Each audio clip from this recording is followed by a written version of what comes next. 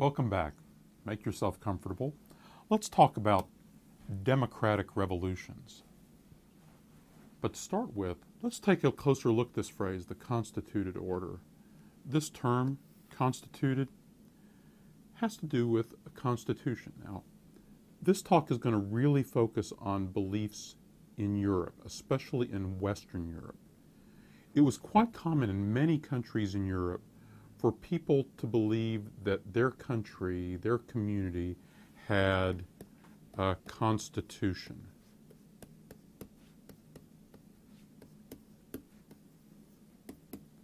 But when they would talk about a constitution or a constituted order, they're not talking about the kind of constitution that Americans think of, a written document that formally lays down how the government should be organized.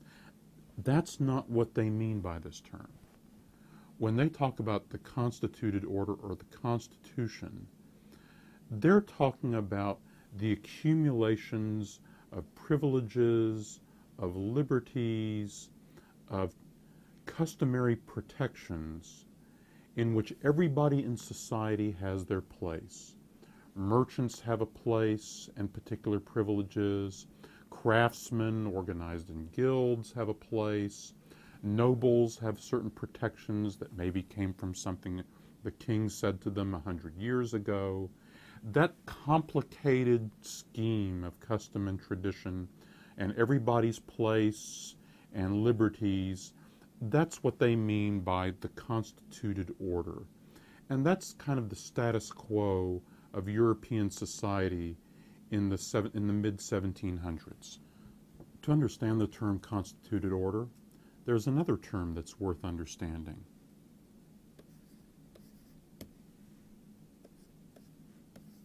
Despotism. Or its synonym might be tyranny. And to someone in the middle of the 1700s, you might have an absolute monarch, but that didn't mean you lived in a despotism or that you lived with a tyrant. Despotism or tyranny meant that there's a ruler and an unprotected subject, in which the ruler just simply told everybody what to do and no one had any protections.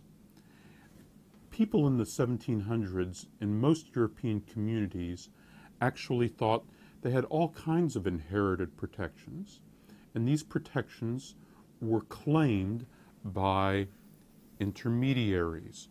Who were these intermediaries? Oh, they could be a city council of notable fellows. They could be what the French would call a parlement, which could be another group of nobles and priests who were assembled from a particular region. There could be a Parlement of Paris. There could be a parliament in this province or that province. So you go all over Europe and you find all kinds of intermediary groups that have governance roles, have roles in administering the courts.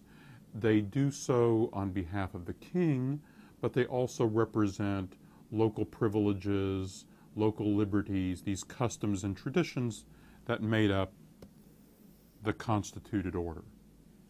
Now, it's worth going through all this explanation about the constituted order, because if you don't understand what terms like constitution or despotism meant to someone in, say, 1770, it's worth taking some time to explain terms like the constituted order.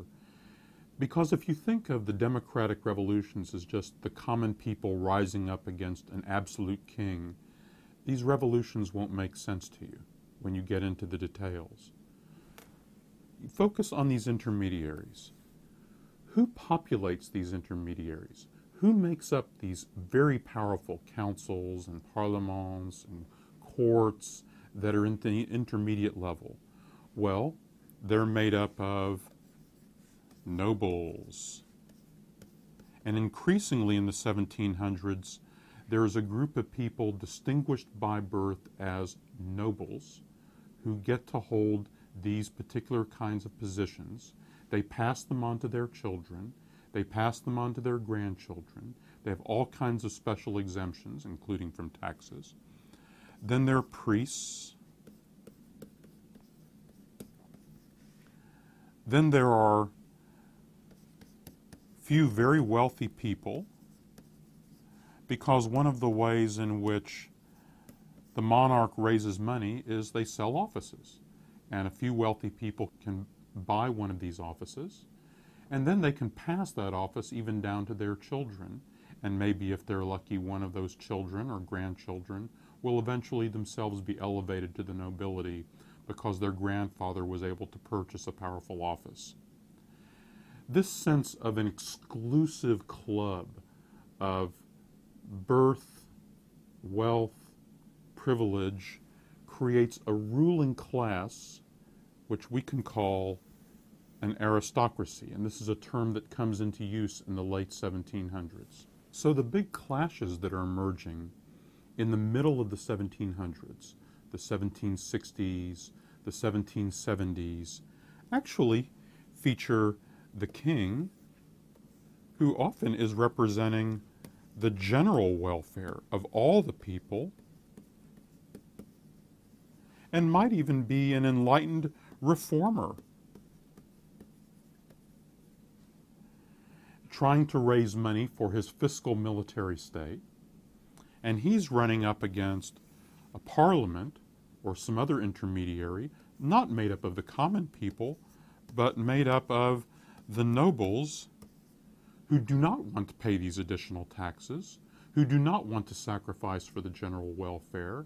So the king is claiming to act on behalf of all the people, and the nobles are claiming, you can't take away my privileges. I'm fighting for my liberty. The traditional constitutional order of things. I'm fighting on behalf of protecting you against despotism. That's the kind of clash that prefigures the great battles of the late 1700s. These arguments that come out of the commercial and military revolutions, posing the new fiscal military state dominated by the king, insatiable for revenue, against the traditional liberties and privileges of the aristocracy, are what set the stage for democratic revolutions, understood perhaps in a different way. These democratic revolutions, by the way, aren't just taking place in America, they're not just taking place in France, they're coming up all over Europe, places like Geneva in 1768, or Sweden in the early 1770s, on and on. In fact, the ideas about these democratic revolutions are going back and forth across the Atlantic Ocean. The sense that this is a period of democratic revolutions in an Atlantic world was pioneered mainly by two historians, one a Frenchman named Jacques Godechaux, but especially an American historian at Princeton named Robert Palmer.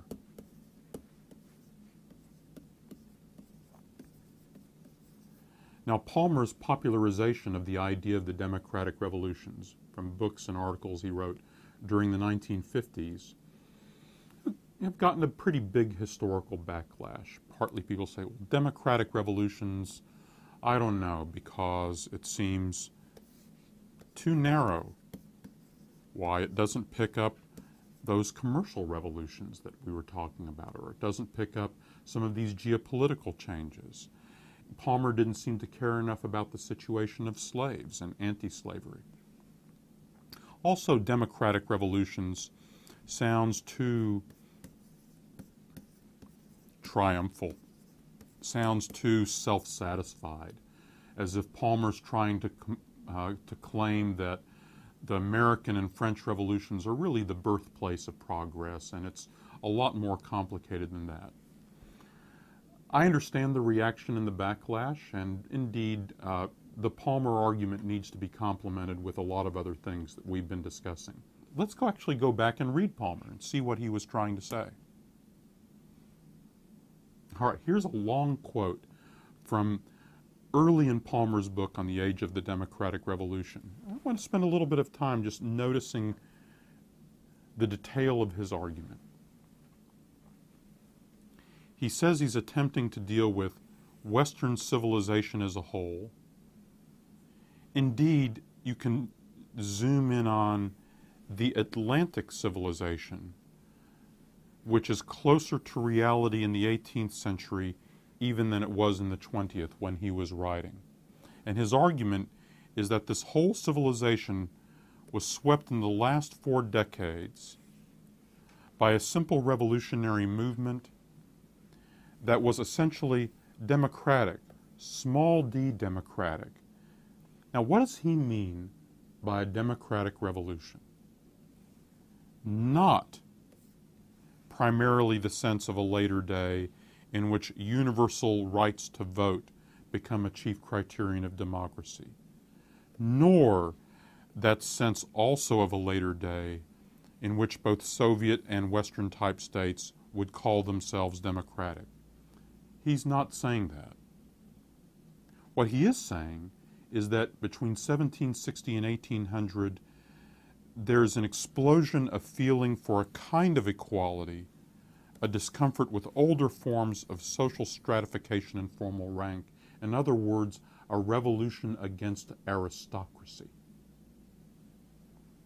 It was against the possession of government or any public power by any established, and here are keywords, privileged, closed, or self-recruiting group of men, exclusive by wealth and birth. No one could exercise coercive authority simply by asserting their own right, their status, or the right of history in the sense of custom and inheritance. It emphasized in his terms the delegation of authority and the removability of officials, because in practice, none of the older institutions had recognized that.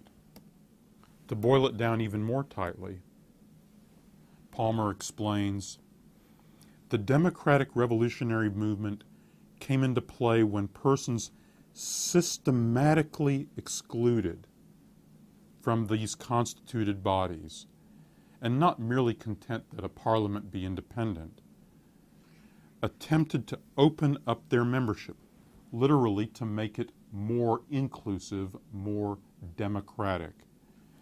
Change the basis of authority. Remember what I said about last time, authority can come from you, maybe even from everyone. And representation, reconstitute them, or obtain a wholly new constitution in which you redefine the nature of the state. That's what makes this a democratic revolution. So what is the democratic revolution focusing on? It's focusing on privileges and the defense of privileges. Privileges with our freedoms, our liberties as traditionally honored. For instance, the nobility claiming, we have a privilege not to be taxed in certain ways, and you, the king, cannot take away our privilege just by assertion of royal decree. But privileges are exercised by citizens. If you look up the original meaning of the term citizens, these would be inhabitants of a city who had the privileges of the city, like, for example, the right to be able to live in the city or the town. Who are the citizens?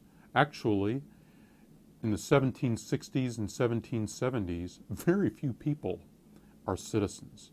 Very few people actually enjoy the privileges of citizenship, the liberties that are being fought for. The big argument of the last part of the 1700s is this one. Who are the citizens? And with that are arguments over who has to put up the revenue to support the state, who pays the taxes. The citizens pay the taxes, but then they have the privileges that should go with the payment of taxes as partners in the governance of the state. So, for instance, there's going to be a huge fight in France between about 1770 and 1774 between the king, Louis XV, versus the intermediaries of the constituted order, the parliaments, in other words, the nobility. What's the fight over? Mainly it's about money. Louis XV wants to raise a lot more money because he's just come out of a big war with Britain, the 7 Years' War. He needs a lot more money to build up his fiscal military state. He wants it from the people from whom he collects taxes, the nobles. The nobles are saying, you can't force us to pay these taxes. We have our rights and privileges, which you have to respect because that's part of the constituted order.